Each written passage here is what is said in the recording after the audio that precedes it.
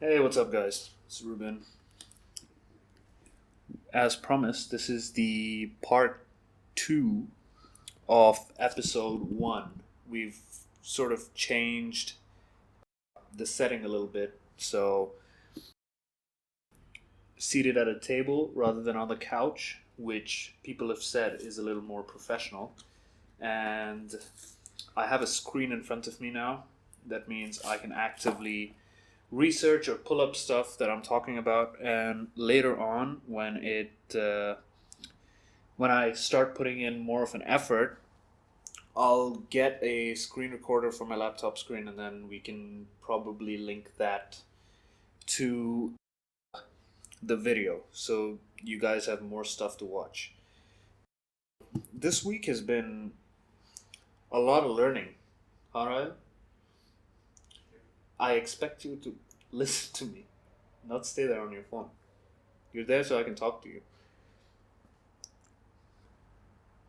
This week has been huge in terms of just a learning curve. We put out the first video, obviously, and that one had a few major issues with it. First of all, and the most annoying thing was the fact that the audio was only going in through the left ear. So, what we've done to fix that is now that I'm recording straight into the Zoom H1N digital recorder. I'm not sure if you can see it, it's on my left, it's just sitting here. And it really is one of the great digital audio recorders. It's got a feature called low cut mode. And what that does is it basically, you can choose between 80 hertz, 120 hertz, or 140 hertz. And what it ends up doing is essentially filters out the different sounds and noises that are below that audio level or that frequency. And so that works absolutely like a charm. And so hopefully this time when you're listening to it, you're going to have audio in both your ears and it's not going to be an issue. I like sitting on the couch. I think it's more comfortable to do a podcast, but it's also, I feel a lot more prepared somehow just staring at a screen. Simply because I have access to almost anything that I need on the interwebs. So, without further ado, let's carry on where we left off from last time. I don't know what I was talking about. I think it was the monkeys that ran off with the COVID-19 blood samples. Is that it? Where was I the last time? That was it. That was probably it. This time, we're gonna start off with the PlayStation 5 event. This is something we've been looking forward to a lot because we've had PlayStation since what, the PS2? We had the PS2, and then we had the PSP, the first one, and then we had the PSP Go, which is the one that you flipped, and then we bought the PS3, and now we have the PlayStation 4 Pro. So I was really looking forward to the reveal because we've already seen some of the gameplay, and the gameplay is amazing, especially compared to what I've seen of the Xbox, which isn't that interesting. Do you know what? I've wanted to buy an Xbox since I learned about Forza Motorsport. I wanted an Xbox so bad.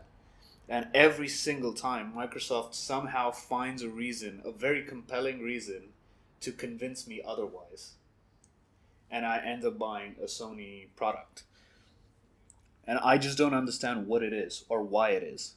And even the latest Xbox, I mean, I wanted to get it because I knew Forza was coming out, but looking at all the trailers and the gameplay, it just doesn't seem that impressive. I feel like our PS4 Pro could easily outperform it. The other reason why I'm kind of iffy on the subject is because we still have a plasma television. It's not an LED. It's not a smart TV. It's none of those. Even though The PS4 essentially makes it a smart TV because I can use Netflix and all the other stuff, obviously. But again, this is a console that we have that's capable of streaming perfectly in 4K. But we have a plasma TV, so it's kind of getting its legs cut out from underneath it.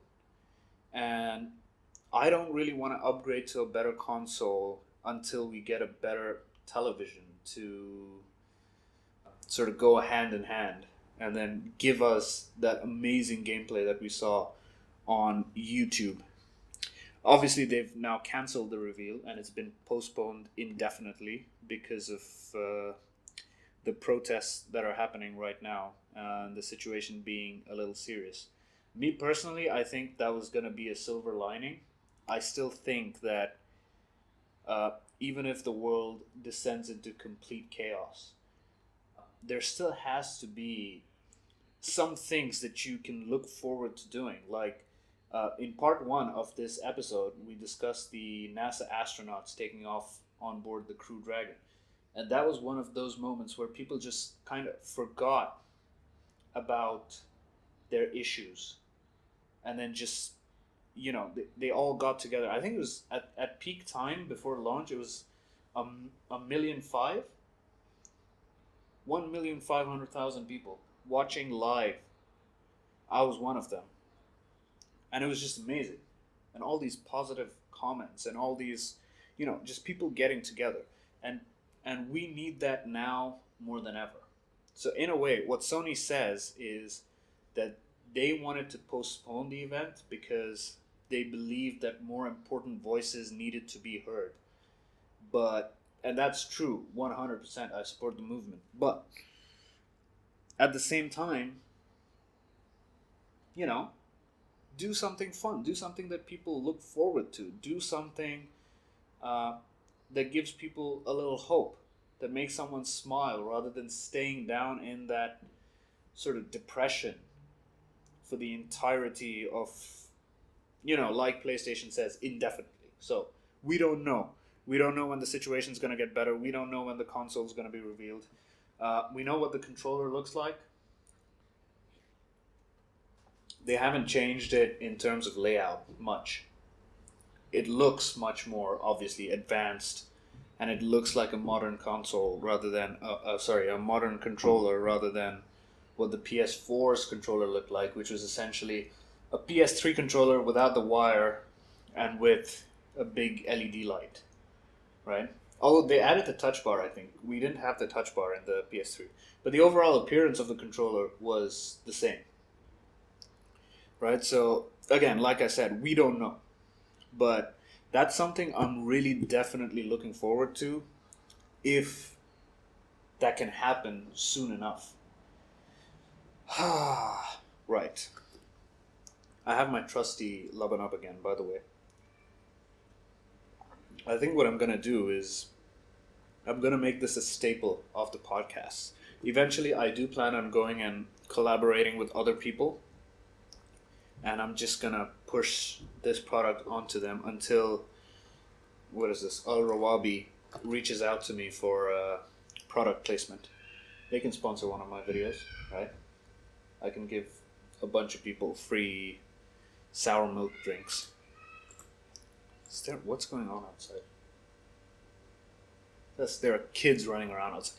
Again, we're not filming in the most ideal setup. I'm sitting in my apartment, which does not have sound deadening. We don't have the best and the latest equipment to kind of try and hush that down. And there are, the reality of it is there are kids and there are families and there's all sorts of stuff going on around us. So we're trying to make do with what we have, and we're trying to use that to its best potential. I'm going through my dashboard, by the way. 2 subscribers. Thank you very much.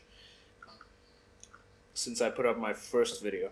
Although the second video didn't make that much of an impact, because I'm guessing it's because of people's right ears going numb from all the listening in the left one. Hopefully this is a lot better. What have you been doing for entertainment? What have you been watching? We have a Netflix account. So, what did we watch last? We watched Space Force. That was a good show. I really liked it. It wasn't realistic in the least, but it was a good show. We, I believe, we watched like one episode a day, and then towards the weekend we just finished it. We just binged the final 3 or 4 episodes. If you guys get the chance to watch it, please do. It's really funny. And who's starring in it? The guy from The Office. What's his name? Space Force cast. Huh? Steve Carell. Steve Carell. Steve Carell. My brother thinks he doesn't portray an army general well enough, but then that's the point of Steve Carell. He's a comedian. Have you seen him in? Have you seen him at the award show with Ricky Gervais, where he hid Ricky's Emmy for himself? That's what he is. That's what his role is in everything he stars in or doesn't star in, even off camera, right? He's just the other funny guy. So that it was a very well engineered show, and it was really funny. And I think he fit perfectly for what that show is. So even if you're not into space or technology or rockets or any of that, just watch the trailer, and I'm sure you'll love it. There's one more thing I wanted to bring up just very shortly before bringing up the main point of this podcast, which is your Instagram story, Rahil, which you put up on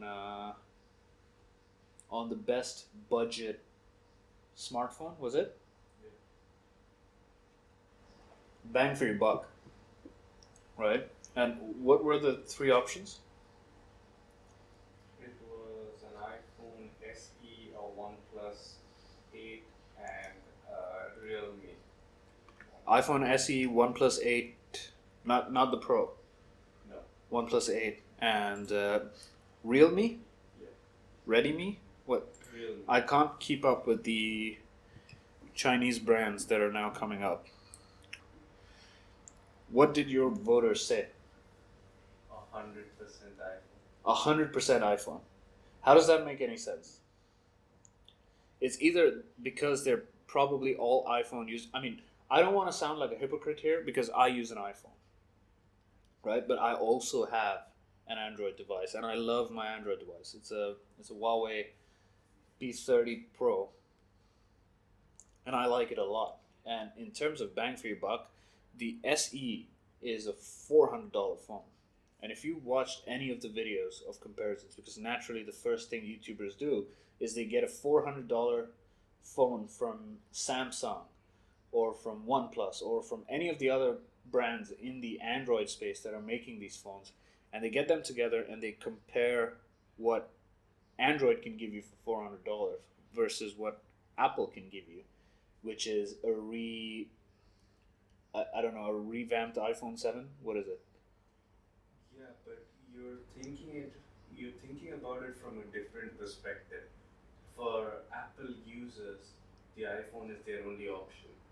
And the reason why they stick to Apple products are because they don't find stuff that Android manufacturers can do. For example, the software support that you get on iPhone. Right, it's basically the ecosystem. Yeah, it's not the ecosystem entirely.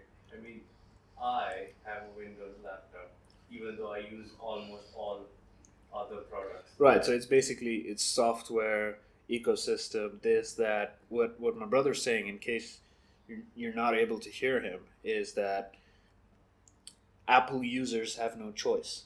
And this is what I kind of don't like about Apple. Do you know, I spent 8,000 dirhams. I've never spent that much money in one go, right? I could have got a bag from Louis Vuitton for that much. And the reason I spent 8,000 dirhams is because I got the phone, and then the Apple specialist, the sales specialist, they were like, "Would you like to have the watch along with it?" And so I got the watch. I stopped myself from being completely fooled by them. So I didn't get the cellular version, but I got the watch. And I have no complaints. Don't take this the wrong way. I'm not anti Apple. I love my iPhone and I love my Apple Watch. And I really believe that the Apple Watch is the best smartwatch on sale today, and that Apple just keeps innovating. Although a lot of the features that make the Apple Watch and the iPhone, for that fact, unique, are not actually allowed in the UAE because of federal regulations. So again, I mean, it's great. If you have the latest and greatest iPhone, it definitely helps. If you're out and about, people notice it. You know, it helps with the integration. I get the whole ecosystem. I bought a pair of Beats headphones recently, and without necessarily realizing that they're owned by Apple. So they've got the Apple chip in them, and so if you just open them up, they pair to your iPhone immediately, just like the AirPods would, right? So coincidentally, I ended up buying all these products that just fit into the ecosystem so well. And then I started to think maybe I should get a MacBook, just to finish it off. But then that's the trap I feel like people shouldn't fall into. You should always buy the product that's right for you. But brands nowadays are making it so hard to buy one thing from them and then another from a different brand. Unless you have a lot of money and you can have both, you know, you really left with no choice. I mean, obviously, this is a first world problem in a way because you're talking about $1,000 phone, and so there are very few people in the first place who would look forward to spending that kind of money on a device when something for half the price or a quarter of the price could do just about the same. And not many people need the features that come. I mean, the iPhone can film 4K 60 frames per second video, but I don't have a laptop or a computer system that can support editing that without dropping frames massively and crashing the entire system. So I don't really see the point. It's one way or the other. You're gonna just spend a huge sum of money, and so in a way, that's the price you gotta pay to, I guess, be on top of your game in terms of tech, and always have the latest and greatest in the advancement. And my dad has a phone that's how many years old now? 6, 8. It's Samsung Note. It was a Note 3 or a Note 4, something like that. Six. So it's a pretty old phone, and it still works fine. And obviously, his income bracket is a lot bigger than mine, but he still doesn't feel the need to go out there and spend on the latest gadgets. And I do. Is that immature, or is that passion, or have I just fallen for a trap that the older generation hasn't fallen for? And is that how Apple and Samsung and these big brands are making money? Because of people like me or people like you or people who just can't live without a certain ecosystem. It's an interesting conversation. And it's something, this whole argument is something I'd love to continue at a later date when I have all the time in the world to just talk about Apple and Samsung and all these big brands. But for now, I want to just kind of wrap it up and upload this. And I'll wrap it up by just talking a little bit about starting a YouTube channel. And that's always been, I think we've always wanted to do it, but we haven't been able to do it because it requires a lot more than just starting a channel and recording and putting out a video. You gotta start up a Twitter and an Instagram that goes with it. You have to edit your videos on your own time when you don't want to. I work from 8 o'clock in the morning to about 6 or 7 p.m.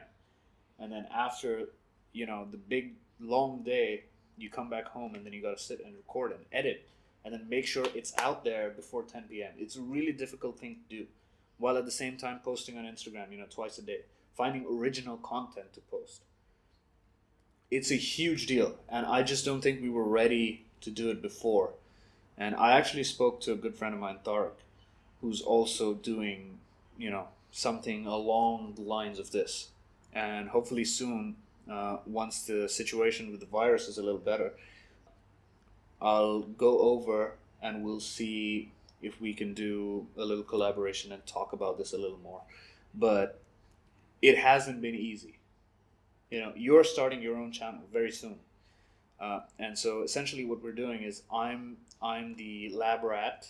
I'm going to be testing and making the mistakes and you know being the cringy one. And then once we have it all a little more smooth and we've made all the big mistakes and we've learned from them, that's when my brother's going to start his own channel, and then that'll hopefully go a lot smoother than it is going for me. That being said, the second that first video hits live to the public, it's just an amazing feeling. It's like you've put out something. It's like giving birth. When obviously it's not like giving birth, but essentially it feels that way. It feels like you're doing something extraordinary. So, oh, there's always a pain in the ass when it does that. I don't know how to do it. Uh, I feel like we'll just have to get a bigger SD card, and then that's how we'll fix that issue.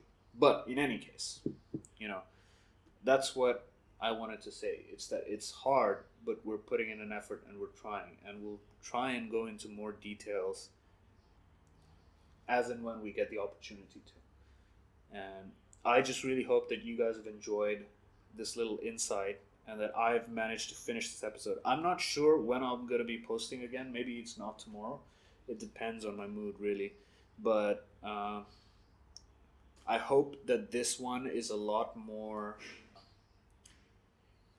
watchable than the previous one. I hope you can hear it in both your ears. And if all goes well, I'll just keep doing stuff like this. And we'll delve into a lot more topics. And I have plenty of stuff on the backlog. We've planned out a lot of things, a lot more subjects to discuss. So hopefully we'll just keep doing that and we'll keep having fun with it. I hope you guys are having a great day.